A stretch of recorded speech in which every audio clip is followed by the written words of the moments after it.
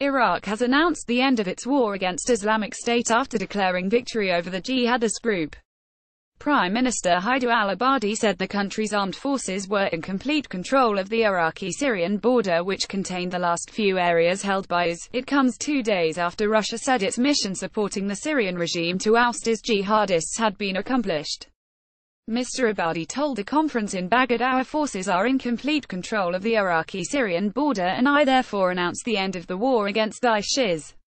Images controlled an area where 10 million people lived at its peak. Our enemy wanted to kill our civilization, but we have won through our unity and our determination. We have triumphed in little time. Last month, Theresa May became the first major foreign leader to visit Iraq since the fall of the IS stronghold of Mosul. Mrs. May said on behalf of the United Kingdom, "I congratulate Prime Minister Abadi and all Iraqis on this historic moment. I pay tribute to the Iraqi security forces for their courage and sacrifice. Daesh no longer holds significant territory in Iraq or Syria. This signals a new chapter towards a more peaceful, prosperous country.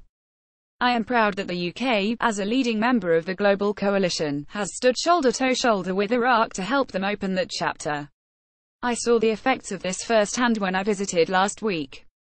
Video May vows to continue fight against Islamic State. IS seized large swathes of Syria and Iraq in 2014, with some 10 million people living in territory under its control at its peak. Foreign fighters, including dozens of Britons, flocked there, traveling mostly through Turkey, to live under the so-called caliphate declared by its leader Abu Bakr al-Baghdadi.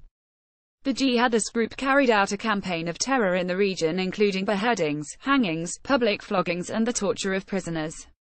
The ticking bombs Islamic State left behind in Iraq. The rise and fall of Islamic State in Raqqa. Iraq's fight back, backed by an air campaign waged by a IS coalition, began with the liberation of Tikrit, the hometown of Saddam Hussein, in March 2015 after it had been under IS control for nearly 10 months.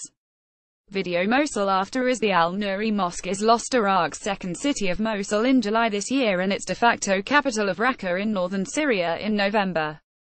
But the Allied victory has come at an incalculable cost. More than 40,000 people died in Mosul alone, and large parts of Iraq have been wrecked.